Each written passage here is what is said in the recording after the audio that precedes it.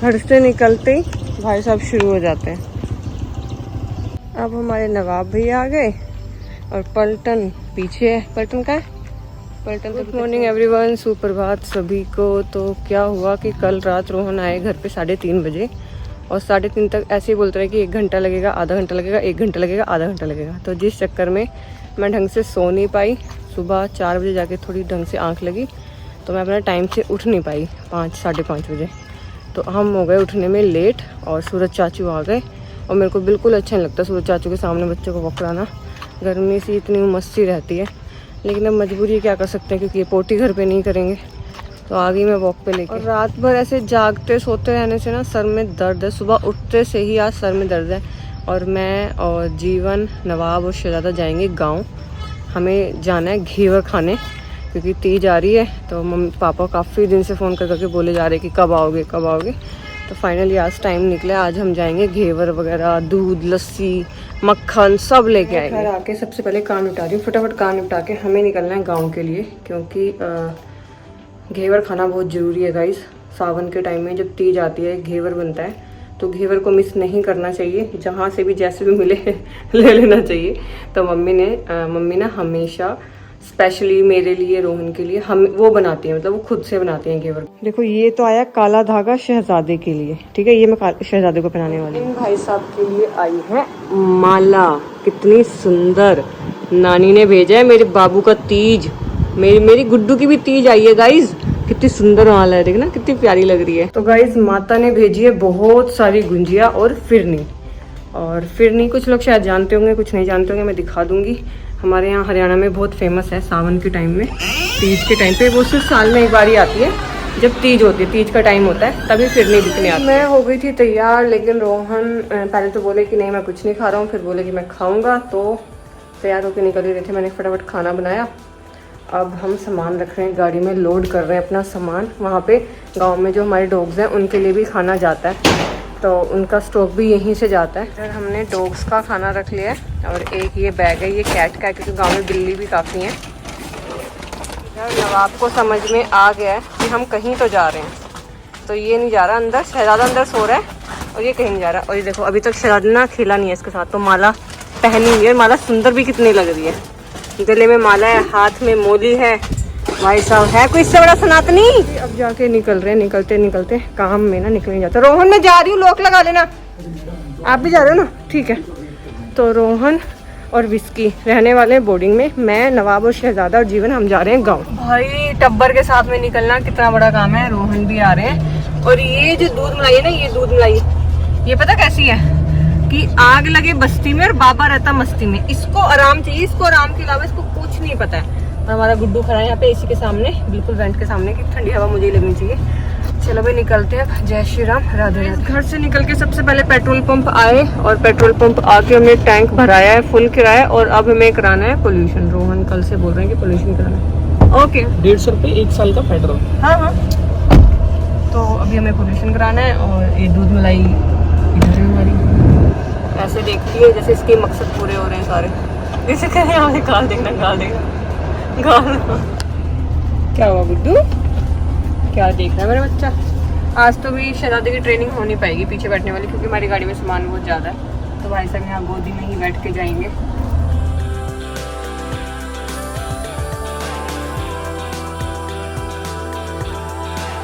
Finally हम लोग गांव पहुंचे और मैं और जीवन देख रहे हैं कि पापा और मम्मी दोनों गेट के बाहर ही खड़े हैं, वेट कर रहे हैं हमारा। बताओ, ये देखो नवाब साहब ने सबसे पहले आके कूलर ही रोका है, कहीं और नहीं जानी चाहिए हवा है वे। और ये सारे में स्निफ करता फिर रहा है।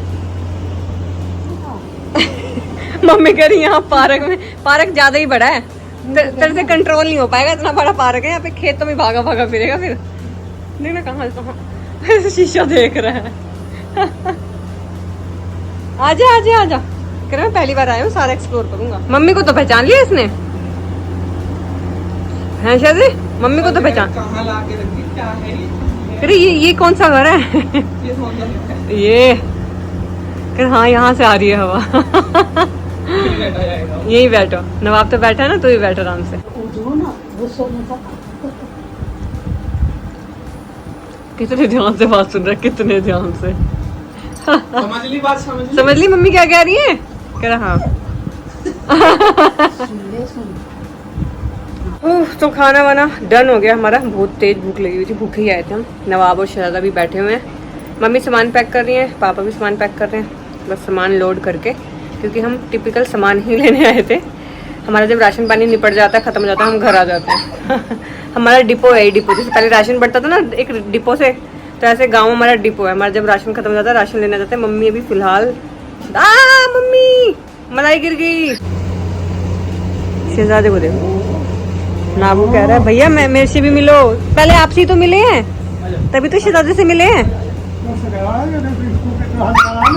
मेरे से मिलो, शहजादा कह रहा है मेरे से मिलो। तो गाइस जब हम लोग निकले गांव से सारा सामान पैक करके, शहजादा एज यूजुअल यहाँ पे बैठ गया गोदी में, नवाब यहाँ पे खड़ा हुआ है क्योंकि अभी गाड़ी थोड़ी गर्म है तो एसी से कूलिंग हो जाएगी। और गाइस ये देख रहे हो फ्लाईओवर, ये हमारे गाँव में जो हाईवे निकला उसका काम चल रहा है। करोड़ों रुपए का मुनाफा हुआ है गाँव वालों को जब से ये हाईवे निकला है। एक किले के कई करोड़ रुपए मिले हैं, देख रहे हो। तो अब हमारा गांव हम कह सकते हैं कि करोड़पति है। गांव से निकलते हुए ना सच में ऐसे लगता है कि हाँ अभी भी हम हैं जमीन से जुड़े हुए। अभी हमारे जो पैर है वो हवा में नहीं है, हम हैं गांव में। अच्छा लगता है गांव की सड़कें भाई साहब। ये सड़कें नहीं, ये कभी 4 लेन 6 लेन 8 लेन नहीं हो सकती। जो ये नजारा है ना सामने, ये आपको सिर्फ गांव में ही मिल सकता है। शहर का कोई बंदा इतना डेयरिंग नहीं है जो ऐसे कर जाए। क्योंकि ना धूप नहीं लग रही ना गर्मी लग रही, कुछ भी नहीं लग रहा है। और हमारी एसी चल रही है, हमारी एसी चल रही है, फिर भी हमारी जीभें निकली पड़ी है। और ये देखो जीरी लग रही है गाइस, इधर ये जीरी लग रही है। से जस्ट निकल के हमारे गांव के पास में गोगा पीर जी का मंदिर है बहुत बड़ा, और मैं गई हुई हूँ, मतलब मेरी ना झंडी चढ़ी हुई है। मैं जब भी आती जाती हूँ तो यहाँ पे हमेशा मत्था टेकती हूँ। और ये तो जो महीना है ना, ये है ही गोगा पीर जी का। इनकी नौमी आती है, बहुत लोग शायद जानते होंगे जो राजस्थान से बिलोंग करते हैं। तो इनकी नौमी पे मेला वगैरह लगता है, उसमें झड़ी चढ़ती है। और जीवन है, जीवन ने अभी हम दोनों बात कर रहे थे कि मुझे इस मंदिर में जाना था। जीवन ने बोला कि दीदी मैं जब पैदा हुआ था, मैं इन्हीं की मतलब बदौलत पैदा हुआ था। मेरी मम्मी को बोला था किसी ने कि यहाँ पे प्रसाद वगैरह चढ़ाना है। ये हैं गोगा पीर जी, नीले घोड़े पे सवार रहते हैं। और ये मंदिर है, यहाँ पे थोड़ा शायद काम भी चल रहा है। और हनुमान जी, यहाँ पे हनुमान जी भी हैं। अभी अंदर चलते हैं, मत्था टेक के आते हैं। पहले मैं जाऊंगी फिर जीवन जाएगा। मैं मत्था टेक के आई हूँ, जीवन जाएगा। और देखो शहजादे को देखो कैसे बैठ के देख रहा है, कहाँ छोड़ के चले। कहते हैं कि जो चाहो ना मिल ही जाता है। मैं काफ़ी दिन से, जब से मतलब बरसातें लगी हैं तब से मैं सर मुझे जगह मिलेगी थोड़ी सी शुक्र है। जब से बरसातें लगी हैं मैं तब से चाह रही थी कि मैं गोगा पीर जी के मंदिर जाऊँ, लेकिन हमारे घर के आसपास कहीं पे है नहीं। तो मैं देख रही थी कि कहाँ जा सकती हूँ। आज हम लोग गांव आए, तो जैसे ही हमने इस गांव में एंट्री ली ना, तो यहाँ पे बस आउटर पे ही है ये मंदिर। मैं जैसे ही देखा, मैंने जीवन वापसी में ना मंदिर जरूर होके जाना है। और जब मैं मतलब मेरे ऊपर ना प्रसाद बोला हुआ था मेरी ताई जी ने। तो जब मैं इनके यहाँ गई थी मंदिर में, जो मेन होता है नौमी के टाइम पे, इनकी प्रॉपर एक मतलब ट्रेडिशन है या मतलब कुछ भी बहुत टिपिकल होता है। जब हम प्रसाद चढ़ाते हैं, झड़ी लेके जाते हैं और सफ़ेद कपड़े पहनने होते हैं, दोनों तरफ झोली लटका के पूरे गांव में से निकलते हुए, सबको हवा करते हुए, जीव जंतुओं को खाना खिलाते हुए जाते हैं। तो ऐसा कुछ प्रोसेस था जब मैं गई थी। और ये जो प्रोसेस था ये हुआ था शादी से पहले, क्योंकि अगर शादी के बाद होता तो सेम रोहन को भी करना पड़ता मेरे साथ। तो मम्मी ने कहा कि पहले ही हम लोग कर देंगे ये काम, ताकि सामने वाली फैमिली का पता नहीं है कि वो मतलब अलाउ करेंगे, वो उन्हें करना पसंद होगा भी कि नहीं होगा। जीवन भी आ गया और शहजादा बैठ गया उसकी सीट पे।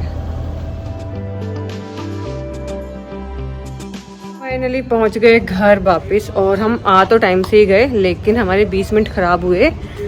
घर का जो मेन लॉक है ना दरवाजे का, जो इसका जो लॉक है उसको खोलने में। हुआ क्या कि हमारे बाद में रोहन गए थे, ठीक है। तो रोहन ने जो लॉक लगाया वो ऐसे लगाया कि बाहर की साइड ताला ना लगा के अंदर की साइड लगाया, कि जैसे वो होती है ना पापों की आदत, हमारे पापाओं की सबकी आदत होती है कि ताला ऐसे लगाओ कि किसी को ये ना पता चले कि इस घर में ताला लगा हुआ है, कोई है नहीं। अंदर की साइड ताला लगा के गए भाई साहब। उसको खोलना अपने आप में एक महाभारत हो गया। पहले वो वाला ताला खोला, मैं और जीवन ऐसे लगे हुए थे जैसे कि हम ही चोर है और किसी के मतलब घर में ताला तोड़ने में लगे हुए हैं। फिर ये वाला जो ताला है हमारा पीछे, आज इसमें पता नहीं क्या हो गया, ये नहीं खुला। बारिश की वजह से पानी चला गया तो जंग लग गया इसमें, अब तेल लगाना पड़ेगा।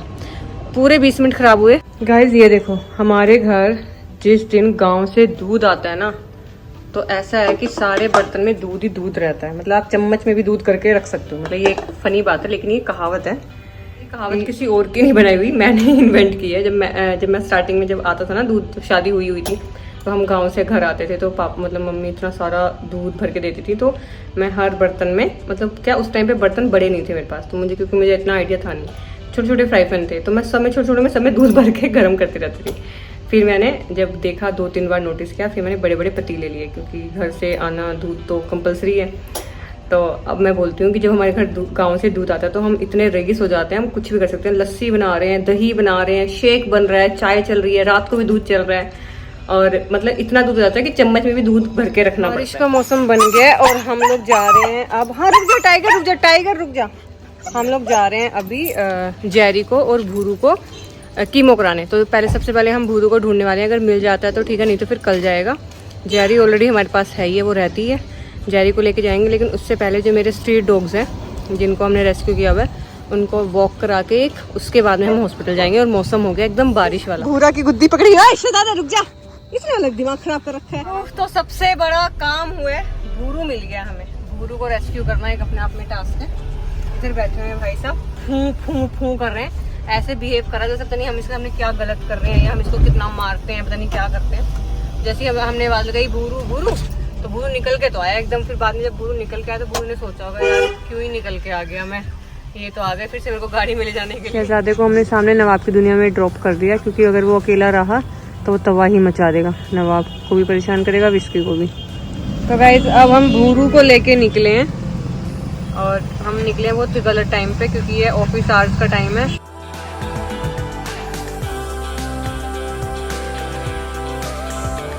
ये देखो गाइस, हमारे स्ट्रीट वाले बच्चों का ये हाल रहता है कि इनसे गाड़ी में बिल्कुल नहीं बैठा जाता। अब ये कभी बैठ रहा है, कभी उठ रहा है, अभी यहाँ से आधा निकलने की कोशिश करता है, इसलिए मैंने इसका कॉलर पकड़ा। हमारे भूरू भाई साहब चल रहे हैं पूंछ मचकाते हुए, और फाइनली हम लोग पहुँचे आज पूरे 50 मिनट में। आज इतना ज़्यादा टाइम लगा है, वैसे हमें आधा घंटा लगता है, और अब हमें लगे 50 मिनट। 50 मिनट लगे हमें आ जाने में। भूरू भाई साहब की कीमो स्टार्ट की।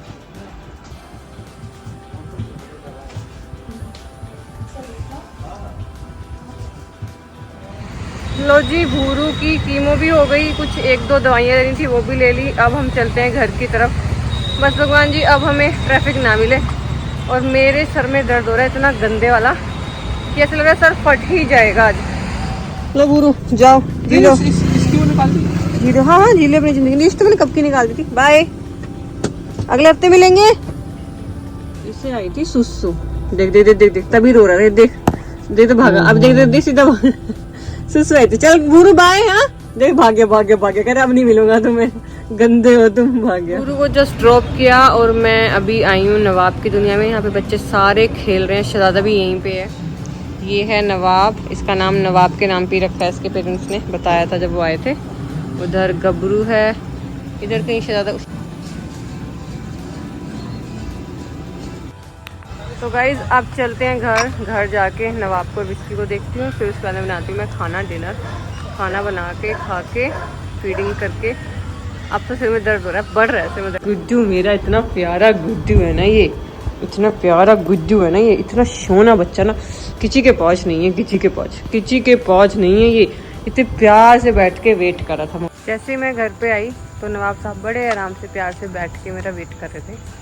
और उसके बाद में जो उसने हाउल करनी शुरू की है, उसका क्वेश्चन था कि शहजादा कहाँ है। लेके तो गए थे आप, लेकिन लेके क्यों नहीं आए। मैं आप लोगों को गाइस बता दूं, एक जब से मैंने आज नवाब की वीडियो डाली है ना, स्टोरी डाली है, नवाब मेरे पैरों में सो रहा है, तो तब से बहुत सारे मतलब हेट कमेंट आ रहे हैं कि अब नवाब को आप पहले जैसा प्यार नहीं करते, नवाब को पहले जैसी केयर नहीं मिल रही, आप दोगलापन कर रहे हो, आप शहजादे को ज़्यादा प्यार कर रहे हो, नवाब को कम प्यार मिल रहा है, ब्ला ब्ला ब्ला।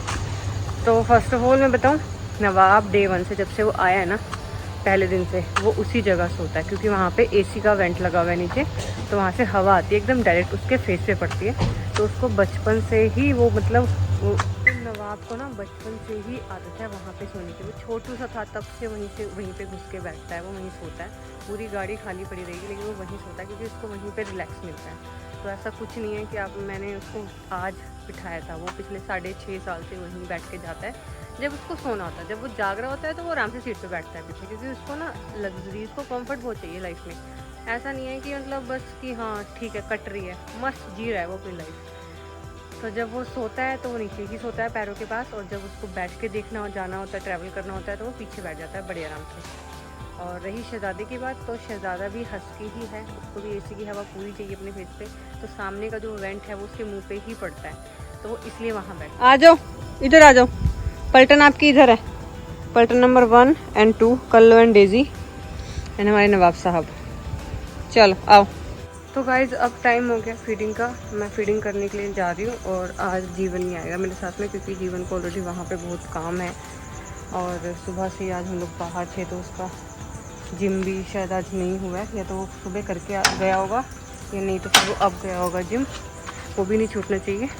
तो शहज़ादा मतलब कि आफत ऑलरेडी वहाँ नवाब की दुनिया में है, बोर्डिंग में। तो मैं मौके का फ़ायदा उठाते हुए फटाफट फीडिंग कराती हूँ, उसके बाद आके देखेंगे बाकी का काम। तो भाई खाना खिलाते खिलाते हम पहुँच गए अपनी मिर्चा के पास, और ये वाला गेट बंद हो जाता है, इसलिए मैं यहाँ पे डाल देती हूँ खाना, क्योंकि सामने से कुछ आएगा नहीं। इससे पहले आप लोग मुझे कुछ ज्ञान की बातें सुनाओ, मैं आपको ऑलरेडी एक्सप्लेन कर रही हूँ।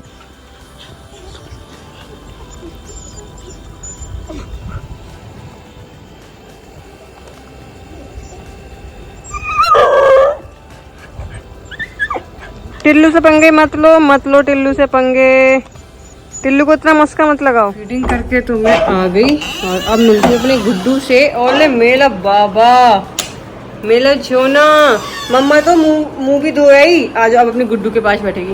अब मैं वेट कर रही हूँ शहजादी की। शहजादा एक बार आ जाता तो उसको जो रात की जो नाइट की डाइट है वो दे के फिर मैं भी पढ़ूँ। फिर मम्मा बेटा साथ में सोएंगे।